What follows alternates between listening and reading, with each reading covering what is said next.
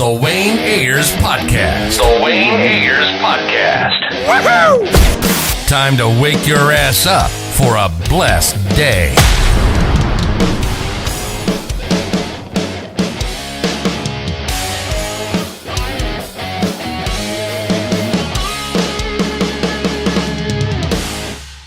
Bob, how are you doing? I'm good. Movie comes out today, so it's like off to the gods, you know? Yeah, that's literally off to the gods, the good gods, I hope. No, yeah. So how was like this whole process been like the premiere, shooting, the premiere? How's it all been for you? Because it's the second go around. It's been truly mind blowing. Like this movie is so much bigger than the first one, and the people involved, like the cast is bigger. We have Dame Helen Mirren, we have dragons, we have minotaurs, we have unicorns, we have so much going on in the movie.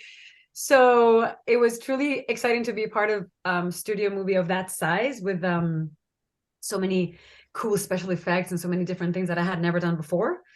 The premiere was this week. It was amazing to get the whole cast together because, like you say, it's second time around. It's almost like I have my Shazam, like they're my family for real, from the kids to the adult versions to the parents of the kids, the mamas of the other kids. So that was it was a treat to be together. It was, obviously the worst day of the week, worst weather, the worst rain, but F it, we just did it, Right. So I'm just so excited that the world gets to see it finally, and I think people are gonna love it, and that's it. There's nothing more I can hope for, Oh yeah, this cast is like completely loaded. So like, what was it like the first day on set when you see like everybody just like like the 40 names on the call sheet? Yeah, just like everybody's just there like yo. Where am I'm here. I'm not too low. It's not too bad. It was great. I remember meeting Dame Helen Mirren on set and losing my everything, because she's so beautiful and lovely and British and funny and then basically, I don't know, just like being part of a movie that is so big, but also that has so much heart. Being the heart of the movie, like my character continues to be the heart of the movie. All the kids still gravitate towards her. And it doesn't matter how many special effects we have. It doesn't matter how many dragons try to eat my kids. At the end of the day, it's all about family. And this movie shows it even better. So I'm proud that I get to be part of that storyline. You know what I mean? Yeah. Go ahead, Tatyana. So yeah, I had a question. I actually got to see the movie Wednesday night, so it was a blast. Yeah. It was a good time, and I live in Atlanta, so I have to know, how did you feel about shooting in Atlanta? So lucky. I love your city. I love it. I love living in Atlanta. Everyone was like, no, hot Atlanta, we're going to be shooting in the summer, because we shot the first one in the dead of winter in Toronto, which oh gosh, okay, from Spain. And shooting in like minus 40 Celsius on day was like a fucking nightmare. And I kept thinking, my parents came to visit me in Toronto, and they were coming from the Grand Canyon in Arizona. So they arrived, it was like April around my birthday, right? And they opened the curtains and it's like a snowstorm. And my mom turns around and she's like, what is this? What so she said, you better tell the Warner Brothers people that for the sequel, we want a warm place, So then when we got Atlanta and we got Atlanta in the summer, they were like, not complaining now, right? Right. And I said, oh no, I'm not complaining. We arrived and it was very hot. It's very hot, yes. At Piedmont Park, in a lovely apartment. I had the whole view of the park. I loved it, and being a white European woman, growing up in Spain where it's 99% white, and I loved moving to America and understanding diversity, which is something that I've learned, and I love this country for that. And I think maybe growing up here, you guys take it more for granted because you grew up here and like people live with one another because they have to, yeah. For better or for worse, they have to. And I didn't grow up like that. So I arrived in Atlanta, and I tell you this because the first night that we went out to place, maybe it's called Sugar, or I can't remember. It was some my kid Asher, who plays Billy's brother. Mm-hmm. They had a party and they were launching something. So they said, "Mama Rosa, can you please come?" And And I arrive and I was wearing, I don't know, like jeans and a t-shirt. And I walk into this place and there's all this fabulous women. I was the only white woman in that place. And they were all completely like the perfect outfits, the perfect jewelry, the perfect hair, the nails, the eyelashes, the drinks. And I was like, wow, this is so different from what I know. And this is what it feels like to not be always the majority somewhere. And I'll never forget that Atlanta taught me that cultural lesson. For me, that was beautiful. Like we would go to a restaurant, fancy restaurant, or not so fancy. You would have the lovely lady with her pearls who belonged to the Upper East Side in New York and out of like Sex and the City, next to some rapper with like all over, and they were like sitting literally in the table next to one another. And I thought that I've only seen this in Atlanta. Like it's so truly integrated and diverse, in my opinion, that I didn't want to leave, man. I just didn't want to leave. I'm glad you like the vibe. Like a week That's after really what it is. Yeah, like until a week after I finished shooting, and I stayed a little bit longer. Like, and I was getting married. I had to go get married in Spain. But I was like, got a couple more days. You know, I'd still have this apartment. I'm cool. I loved it. I loved your city. Love it. Love it. You didn't throw the bachelorette party there? I wonder if you went to Sugarfish. That's what my mom was thinking. It was Sugarfish, right?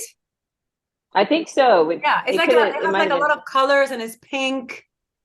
And it has like candy. It looks like candy bars everywhere. And I think there's one in Vegas. Yep, that's it. Yeah.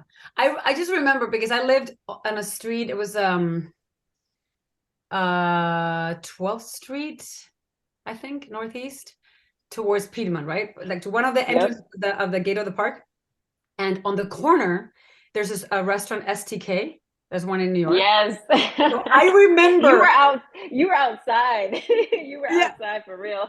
Yeah. And I remember like driving from the studio like every day, exhausted, you know, like hot and like wanted to like, you know, jump in the pool or whatever, and see all these women waiting online to get in to this club restaurant. Like I tell you, so committed to their outfits that it made me want to be better about, hey girl, curl your hair sometimes. Like look at this example. They were all like committed, you know, and in the heat, you know, because it was pretty hot that summer. But I would love if hopefully we get another movie, and I would totally like beg. It's Atlanta. Yeah. What's the best part about being in a superhero movie? Like, I feel like that's a dream for many actors, a dream for many people in general, but like, what's the best part about it? You know what it is? I think how far you reach with movies like this. Like the story that we told and the character of Mama Rosa, especially inspiring kids that are orphans, kids that are in the foster care system, kids that have come from really unstable family backgrounds or broken homes, and then they see themselves reflected in this movie, and that my character Mama Rosa brings them together and gives them hope. Like there's hope, even if you come from a not a good place, there is hope for you to find a good place and find women like Mama Rosa in real life. So when you see that sent to the furthest corner in the world, like I've gotten people, the other day I got a message from someone in Philippines, in India, that I've seen the first movie and they say, wow, I'm in the foster care program, and like this movie inspired me so much, I can't wait to see the second one. Like any other sort of film or TV show might not have the reach that being in a superhero movie like this does. And that is to me what matters the most. Like, yes, it's cool to see your billboards everywhere, and like the other day I was in New York and the entire Times Square is pasted with the face of Zach, you know, you're like, that's my movie. So that's great. And you feel like, like super giddy. But I think what matters the most is the message that I just told you that gets sent across is what I keep on in my heart, you know? Yeah. Do you guys plan to make another movie? Like is there talks about like Shazam 3? I mean, you want to call Warner Brothers and ask for me? I don't know. You would want to hope. It's not something that they tell us. I would imagine that I have to say personally that I think this movie is better than the first one. I don't just say that. I think that it's packed and it's more complicated because there's more things happening, but it's beautiful. It's beautiful. It's funny. It's light. It's joyful. It has a lot of funny moments. Mama Rosa even has a one-liner. Like, Mama Rosa's even funny. Like, I didn't think I was gonna be funny, and look at me, I can even be funny in the movie, you know. So listen, in this day and age, and as we know, the superhero world, you never know what's gonna happen, but all we can do is hope for the best, and if the best happens, then I hope they call me back, you know. So let's just say there's a Shazam 3. Like, what would you like to personally do with your character? I have been dreaming about this. So if there is a Shazam 3, I want Batman to come over, go do whatever he wants with Shazam and all the other little Shazamitos, and they could go fly around or whatever. They can just leave me in the Batcave so I can go and take the Batmobile for a drive. That's what I want to do. Mama Rosa driving Batman's car. James Gunn, write that down. That would be a good scene. And like skipping like a red light and be like, oops, I'm sorry, Batman, you know. We're still in the same family, like it could happen. It could happen, yeah. Oh yeah, that. Yeah, I like that. Now I have an inside joke question. How many did you guys have a bunch of Skittles on set? Actually, no, we did not. But no, but Darla's Faith's character, obviously, it's all about the Skittles. I didn't know, because I didn't grow up in this country. I didn't know that the headline of the commercials for Skittles is "Taste the Rainbow." I didn't know that's what it is. Okay. So, and Michael, my publicist who's here today, I had forgotten Darla's line. When she's on the unicorn, I don't want to do any spoilers, but when we were at the premiere the other day, I thought, oh, so Mama Rosa has like a pretty funny, like a pretty funny line. It was one of the funniest in the movie. And Michael, my own publicist, is saying, no, your line is not the funniest. The funniest one is Darla's on top of that unicorn, taste the rainbow. And then when I saw it, because I had forgotten it at the premiere the other day, and the entire movie theater lost it, I thought that's exactly what happened in my movie. It was crazy. But I was just wondering if they were like casually lying around, if you guys were eating Skittles around the set. We have Crafty, all kinds of junk food and candy for the kids anyway, but not Skittles specifically. They did give them out at the premiere though, and I have a whole bag. Oh, that's nice. Which is really cute, Yeah, that is cute. There's a special clip in the film that like where Mama Rosa, I don't want to give it away, but like Mama Rosa like gets surprised by her kids. If you guys know what I know. Has there ever been a moment like when you like you personally just shocked your parents or something like that you told them? That I shocked my parents? I don't think so. I've been a pretty good daughter. I've been pretty maybe I guess when I first came, hold on, because my thing's not charging. When I first started coming to LA and I was super lonely at the beginning, and my best friend who's married to Thor in real life, Chris Hemsworth, my best friend Elsa, I was staying in her apartment in Santa Monica, and she wasn't there. She was filming somewhere, and I didn't know anybody, and I had just met my agents, and my manager was in New York, and I was miserable. I would go to yoga in the morning, and I wouldn't talk to people for like days because I didn't know anyone, and I would just go home and read a play and sulk in the corner and feel sorry for myself, and I remember calling my mom one day crying like, I just can't do this. This is so lonely. No one calls me. I'm never gonna have an audition. Mom's like, buy a bottle of wine, have a glass of wine, smoke a cigarette, and relax. Okay, go to bed and just stop whining. No one forced you to do this job, so like whatever, I'm not sorry for you. Said, oh well, great mom, thank you. So I went to Whole Foods in Venice and I bought a bottle of wine, Spanish wine. And at the time I didn't really drink alcohol, So here I am, I have 2 glasses of wine. I get hammered. I crawl to bed. I had the cigarette. Luckily I didn't burn the house down. And I go to bed. And the next day I call my parents and I'm, Dad, I have something to tell you. I drank like by myself. And my dad is, so I mean, welcome to being an adult, It's like, no, but it's bad. Like I was drinking alone. It's just not good. So get it together. Have another glass of wine today. So I thought I would shock them with that, but that didn't really shock them either. So yeah. Okay, that's good. Oh, you play like you're an on-screen mother, of course. Do you have like three like of your who's like your three favorite on-screen mothers? It could be from TV show or movie. Like, wow, that's a good one. I would have to think about it for a second. On-screen mothers. there's many of them. I know there's many of them, but like really good ones. I know I can only think of the bad ones right now. I know I'm thinking of like witches. Cruella. Morticia Adams is a good one. She's good. I mean, she's a little scary, but she's good. What's the other one? Nala's mother in The Lion King, Sarabi. That's a good one. That's a solid. That's a great one. Yeah, because she's like, no, Simba, no. You go do the right thing. Let's see, what else? Oh, you know what? Because I just love that movie. You know the movie Arrival, Denis Villeneuve, about Amy Adams and it's all these aliens that come to Earth and think they're invading us, but in reality they're just trying to come help us.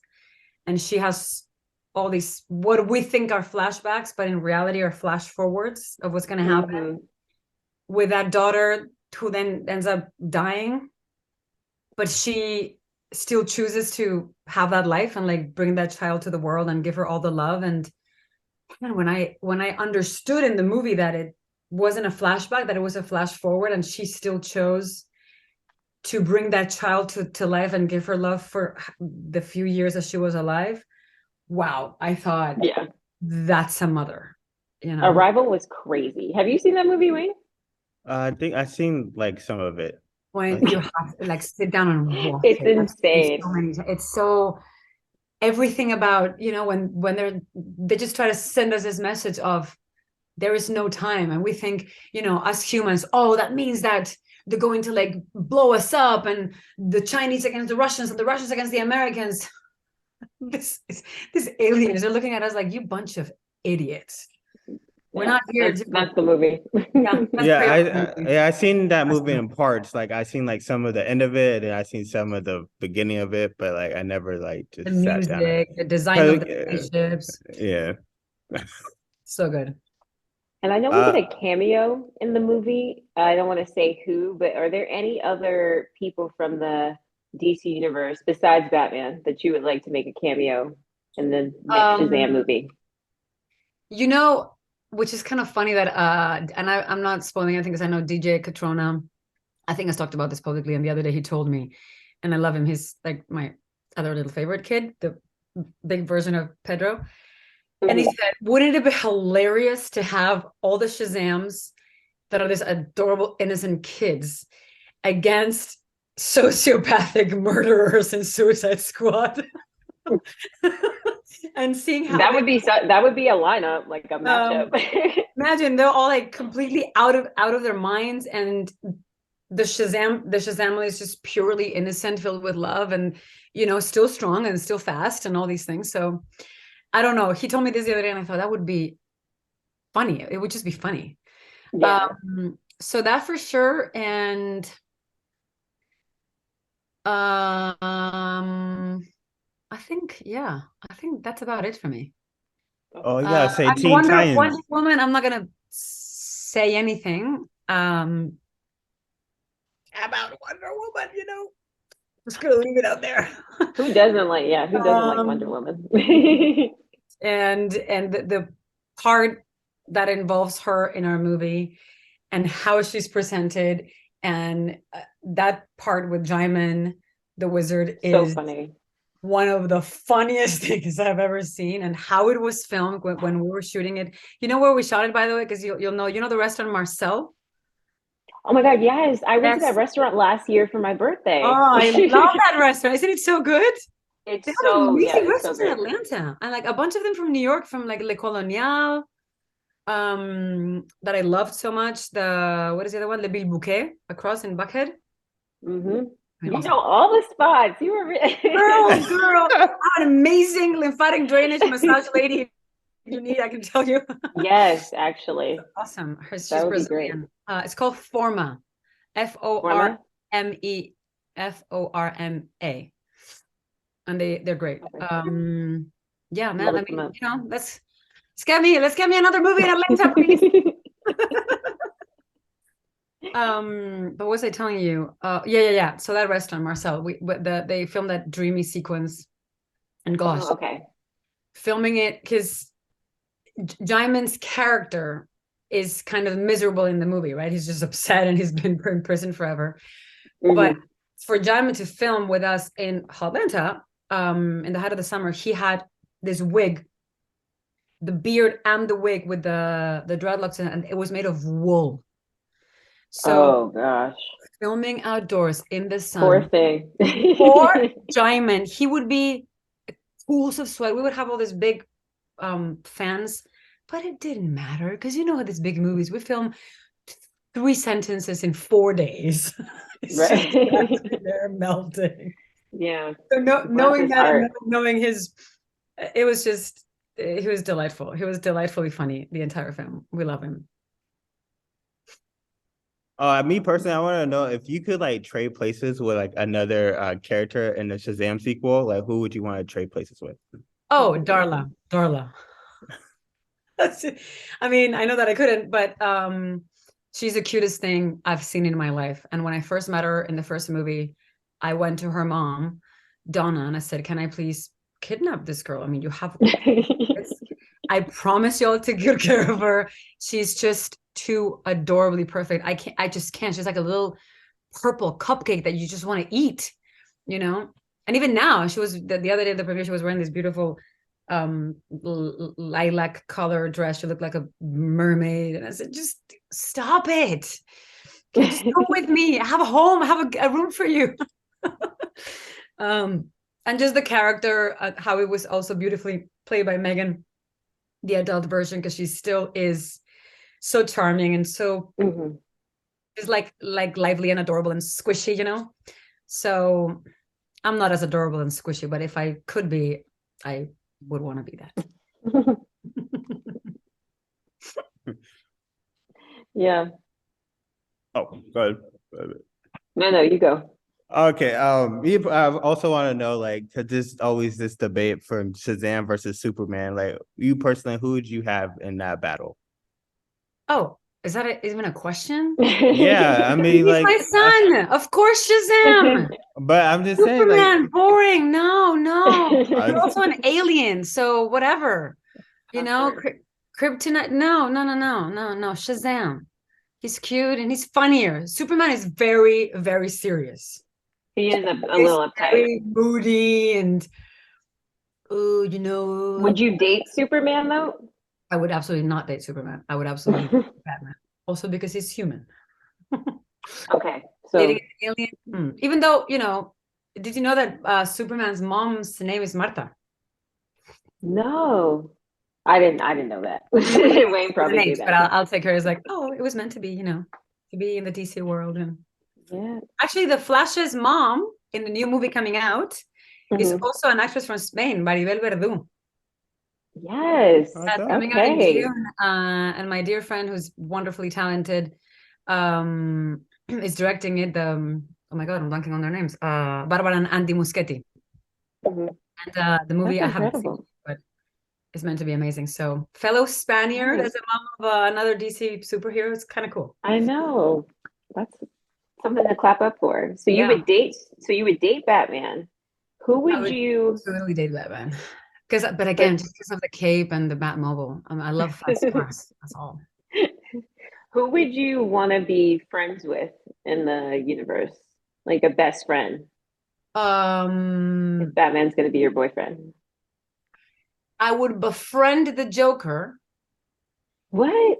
Yeah. You can't be befriending his ops, his enemies. No. I would befriend him to make sure she doesn't mess with Batman. I would do it in a way that, you know, I would charm him. I mean, if he doesn't kill me, you know. I think the Joker would try to use you to get to Batman. Yeah, you know what? Maybe not. Catwoman looks pretty cool. She would be trying to steal your man, though. I know. What'd you say? What'd you say? I said she would be trying to steal your man, though. I know, but I'm more wholesome. She's more broken, you know. The character, not the actress's play. Yes. Just for the record, I love Zoe. Who else? Yeah, I think that's pretty much it. The Penguin. I could see you and Harley hanging out. Oh, that is true. I mean, she's cuckoo, but you know, I can try to pretend to be, you know, on edge. Be like, I just have to go home and make some broccoli puree for my kids. But hey, wait up for me. Let's just go dance on the streets. You know? Girls' night out. She's like, yeah, we'll wait for you, Mama Rosa. We'll be right back. If you could play like another comic book character from either DC or even the MCU, like which comic book character would you want to play? Let's see. I guess Catwoman would be really cool. But I think mostly because of the outfit. You know, like that, Yeah. like latex. It's just so sexy, you know? I recently watched, was it Batman Begins? Which one is the one with Michelle Pfeiffer and the Penguin? That's or Batman Forever. I confuse the titles. There's so many I do Batman too. movies. I know, Yeah. there's so many. The one So from many the, Batman. I think it was from 91 or 92. I saw it on the plane the other day. Man, I mean, she is also so beautiful, but it just really has to do with the outfit and the physicality also, because you know she's a cat, right? And I did a movie last year in Bulgaria, and I ended up meeting the choreographer who worked with Joaquin Phoenix in The Joker, which is an amazing woman from Sweden, who choreographed all his moves as the Joker when he becomes the Joker. If you pay attention in the film, until the Joker kills, he is his physicality is always below the axis of the frame. If you watch the movie again, check it out because it's remarkable what they've done. The audience doesn't understand, but it's studied in a way that he is like this, like almost like under the axis, right? And then when he finally kills and he has that dance in the bathroom before he comes down the stairs, remember? He sort of like slowly rises up until his arms are straight up, like almost like Jesus Christ on the cross. And he becomes so powerful that you don't know necessarily what it is that makes you feel that when you watch it, but technically what they do is have him become above the axis of the frame for the rest of the movie, right? And I thought that was so fascinating to work with body language like that and body movement. So I ended up working with her for this film, and she taught me how to move. Like I had to have this inspiration in a female tiger, which is basically a cat. And she told me all about the physicalities to play feline characters. And of course, the ultimate feline character is Catwoman, you know? Right. And I was like, man, I just, because I studied so much with her about that character, it always stayed with me. Like, it would be so cool to work with you, you know, to play Catwoman. Hey, Warner Brothers. They might go into a multiverse with it. Who knows? Multiverse. Mama Rosa and Catwoman. Hey, why not? Yeah, I mean, it can happen. I know, like sometimes in movies, like, I feel like it happens all the time, but like some certain scenes don't get to make the cut. Was there a scene that you filmed that you like wish was in the movie? Yes, I was really bummed about one where I'm flying. I mean, I'm not technically flying, I'm being flown. So, because you've both seen the movie, right? I haven't yet. Yeah. You haven't? No, I haven't yet. You haven't. Watch it. I won't make any spoilers, but there's a scene. I won't tell you what happens, but basically the kids arrive and I find out they're superheroes, and then something happens and we have to leave our home. And how we leave our home is flying. But obviously I don't fly. The wizard doesn't fly, and my husband Victor doesn't fly. So the scene that was cut is Mary is carrying me. So she's flying and she's holding me. And I think Freddie, so Adam Brody is carrying, I don't know if it's the wizard or Victor, but the hilarious thing when we were filming it, I was next to Jaimin. And like I said, Jaimin had the wig and the fake beard, right? With the mustache. So to film when you're flying, you're obviously doing it in a sound stage. And they have this huge fans to give all this wind, so like it looks like you're flying in the sky. But of course, for us in the story, we're flying for the first time, so we are literally looking around, me and the wizard and Victor, like, whoa, it's crazy like that, no? While like the wind is, and as this is happening, one of the takes, Jaimin is looking at me like, and then half of his beard came unglued from his face of the wind. But the wind was so strong that he wasn't feeling it. It was flapping on his face, and he was super serious looking at me with his beard like flapping like this, and I could not, but no one said cut. And I was just laughing out loud so hard because I couldn't keep my face straight with like Jaimin's beard like flapping on his cheek, So at one point I said to our director, David, is anyone seeing this? We can't shoot this. So that didn't make the cut. They just show us landing. And it's fine. It was just, I would have loved to see it for myself, but I understand like in the story, that's fine. It doesn't add or subtract a lot. It's just, it would have been cool to see me. Because you had to get harnessed for that, right? Say that again? No, I was saying because you had to get harnessed up for that, right? Yes. To shoot that scene. So you did a lot of work. I mean, they just gave me, I had to put the harness, and then they have your same costume, but a size up. So you put the harness underneath, and then you put, I had the jeans and the t-shirt that were like a size up, so like, and then it was simple. They just grab you from behind, and then Grace was on top of me, and they did the same thing with her. But I guess at least I got to shoot it. It was awesome to shoot it, And what were you saying, Wayne? Maybe in the bloopers? Yeah, it could add to the bloopers or extended version. Who knows? You know what? Sure. I'm gonna ask David, our director. I'll be like, come on, just throw it in there, man. Okay, you play a favor, You play a mother of a superhero, so I want to know if you could solve 3 problems in the world today. What three problems would you choose? I know there's many more, but where would you start? I would have, first of all, the power that I would want to have is to heal. If you could heal any person suffering, healing in pain, people that you love, your family, kids that are sick, for me, children that are sick is something that it's the only moment in my life where I've ever questioned God, is when you see a child having a disease that, they shouldn't be having. It's something that I cannot explain, justify the existence of God in that way, So that would be one for sure. Any conflict of war, any hunger or displacement for anybody that feels unsafe enough or bad enough that they have to leave where they're from and go to another country that they don't speak the language, or go into a refugee camp. Like, that's something that is just so wrong as humans, to have to be misplaced like that. If I could fix that, I would. I don't know how, but I would like to fix that for sure. All right, great. So, yeah, that's the main one. So healing.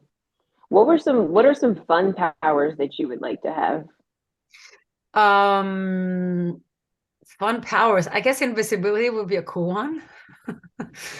Invisibility would be a cool one. Yeah, let's see. I would prank so many people. Yeah. Oh, that's good. You're just thinking about pranks. I literally would like rob a bank. Okay.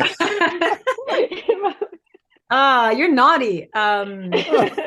I think invisibility. What others? That's I my don't first know. thing I think about invisibility. I'm like, I would rob a bank. We're just trying to get the bag. Wow, you tied for cash? Let's see. Invisibility would be a fun one for sure. What others? Travel through space and time would be dope. Time travel. Oh, for sure. Time travel. Teleporting. Yeah.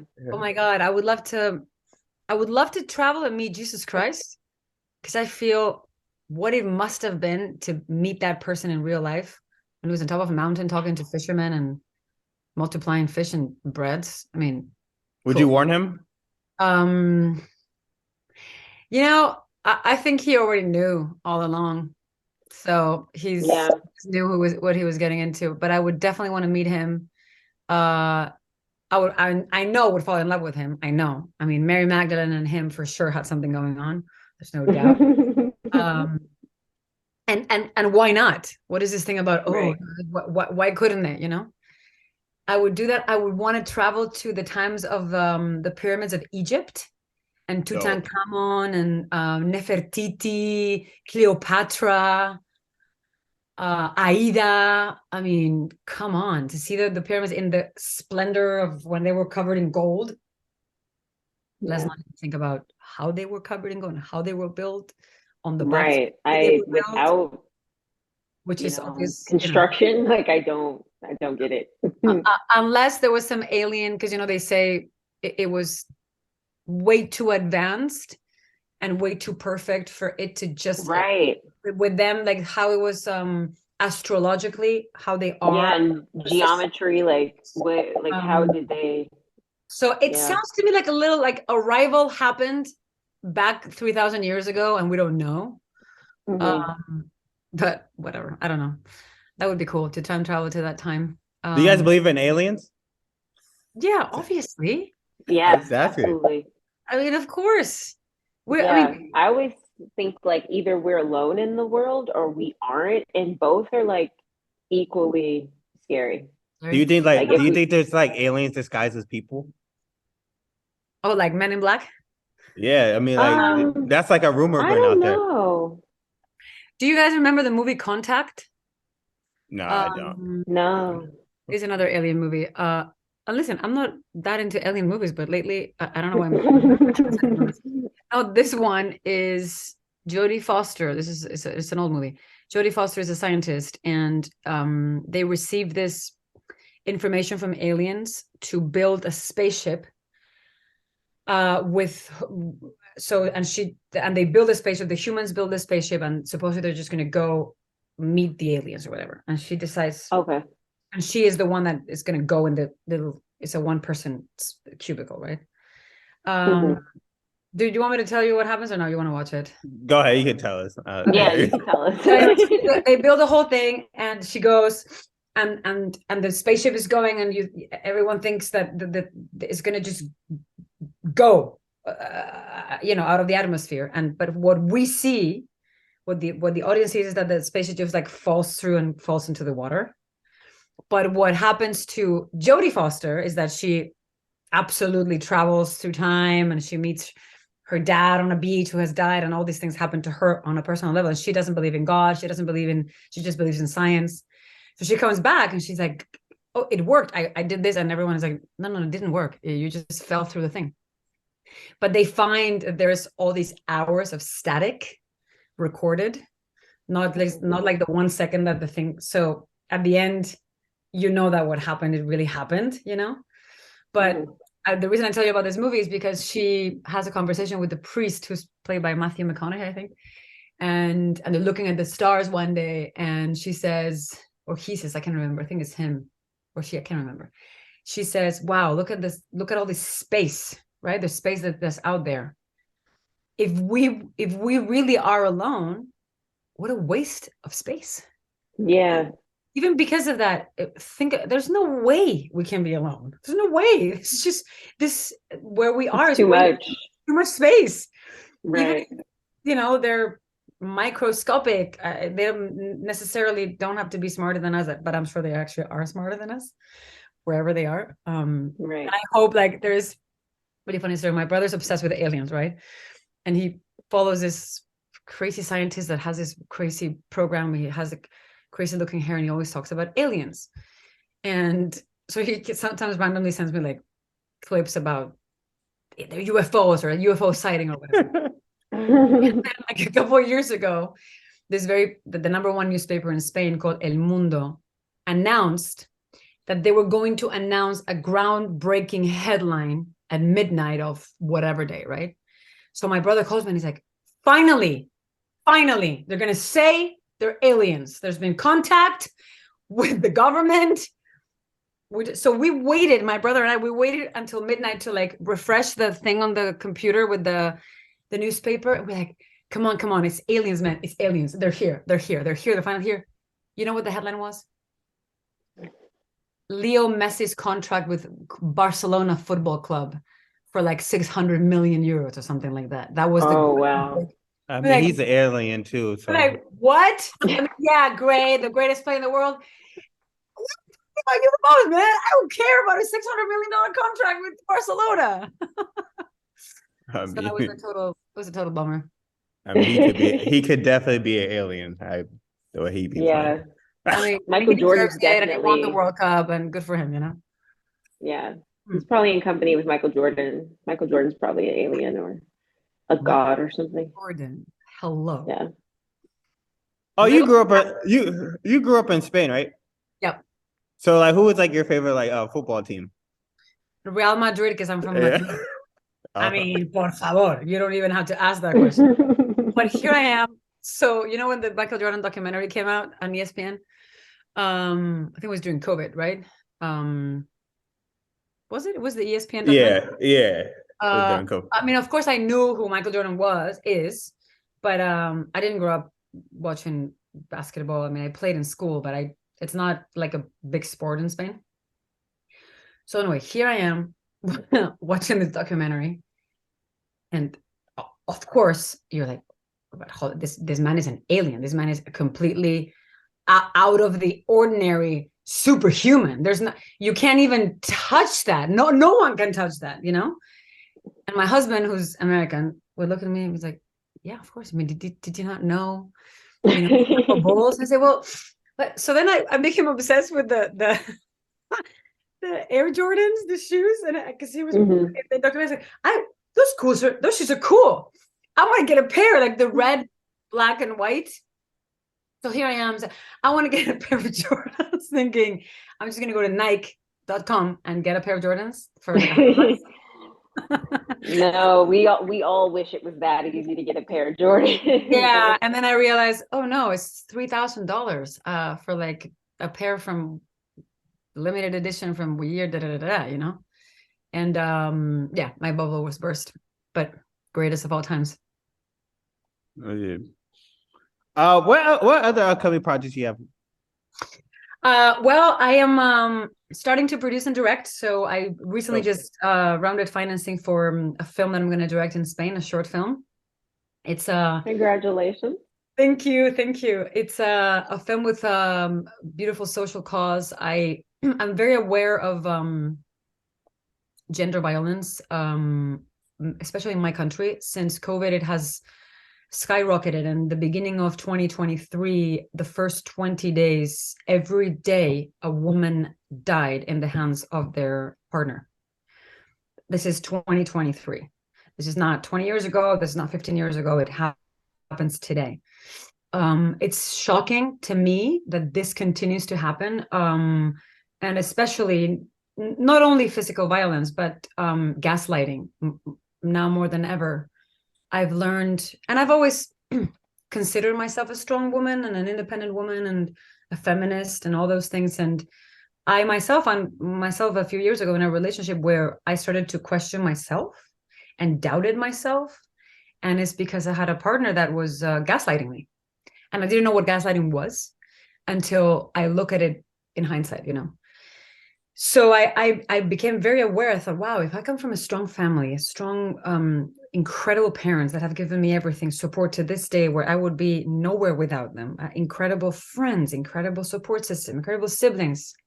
And even with all of that happened to me, that I'm always thinking of myself as being so strong, and I thought, wow, this is an epidemic, you know. So anyway, this is a film to raise awareness against that. We want to utilize it on all the charities and foundations in Spain and outside of Spain, because I'm going to film it both in English and Spanish, to raise awareness for that. I'm the ambassador to this children's foundation in Spain that focuses on abused children, abused minors up until 18 years old. So I'm working in conjunction with them to be able to help it send more messages through the platform of the foundation. So yeah, I'm gonna film it this summer. I'm donating obviously my time and my home. I have my family. We have a farm in Spain where we make organic goat cheese. We have a goat farm. Oh, I love goat cheese. Yeah, like, I really do. So we're gonna film it there, and yeah, it's my first endeavor in directing and producing, and I thought to do it for something like this with a message as the one I want to convey, and with the social message that I think is of importance. I'm excited to do it this way, you know. So yeah, hopefully I'll be done with it by the end of the summer. What's the my bad? What's the foundation called? Just in case somebody wants to like.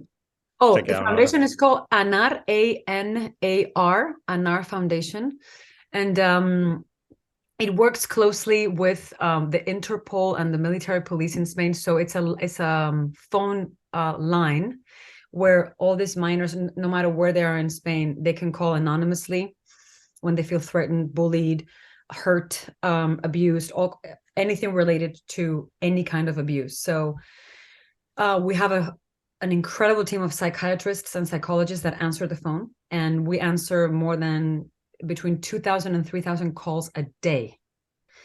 5 of those tend to be life-threatening, in which they get the police and the military police involved in case it's a life-threatening situation. So it's an incredible work they do. During COVID, it became even worse because a lot of these minors were at home with their abusers, you know, and calling was obviously harder. So we launched a campaign to have them text this special number where like they would text and the message would evaporate, and then they would be able to be tracked down if they wanted to.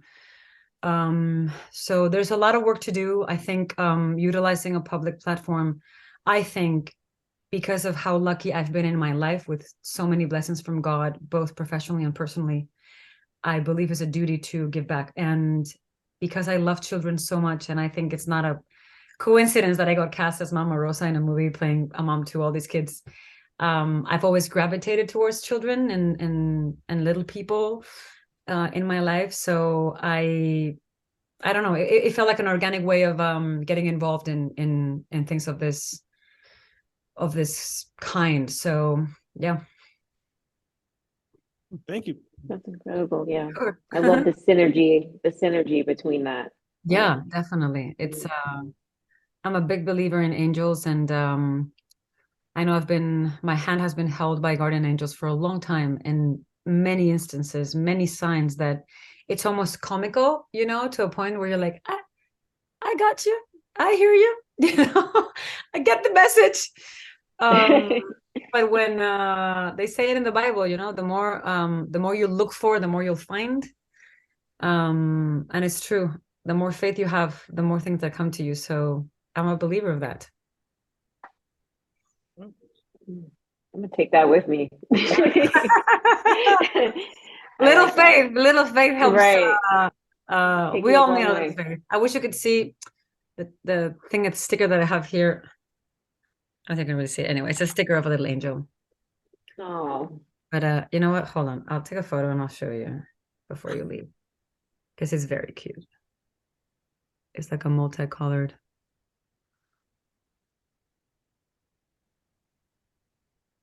Oh, I see. Oh yeah, I see it. Hold on. Why can't you not? Oh, here. See the angel? Wait. Little angel, like guys. that. Happy weekend, everybody. You got weekend plans? You know what? Sleeping because it's been an intense few weeks of press and getting ready and nerves and anxiety and like the premiere and finding a dress and wearing it. And so I'm just stoked that the movie's coming out tonight, that I think in 77 countries, something crazy like that, including my own. Well, both, because I'm an American and a Spaniard. So yeah, I hope the movie does well and people enjoy it and people have a good time, and that's why I do what I do. And you know, if this makes people happy, which is much needed nowadays, I think my job is done, you know? Yeah. All right. Well, I appreciate your time. Thank you for coming on. Thank you, Tatyana, as well. Thanks for having me. So nice to meet you. Nice Beautiful. to meet And you. if I'm down in Atlanta, let's get a coffee or lunch. I'd love to. Yes. Let me know when you guys shoot Shazam 3. I'm Shazam here. 3? Oh yeah, I'll let you know for sure.